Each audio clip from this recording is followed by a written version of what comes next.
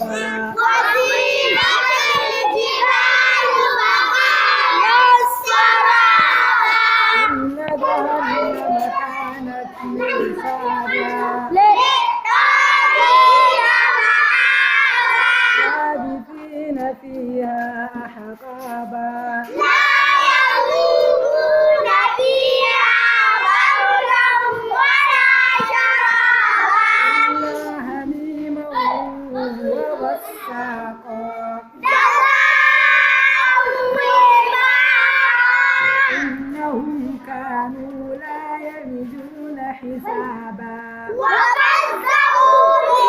بآياتنا كذابا وكل شيء أحصيناه كتابا فذوقوا فلن نزيدكم إلا عذابا إن للمتقين مفازا حدائق وأعنابا وكواعب أترابا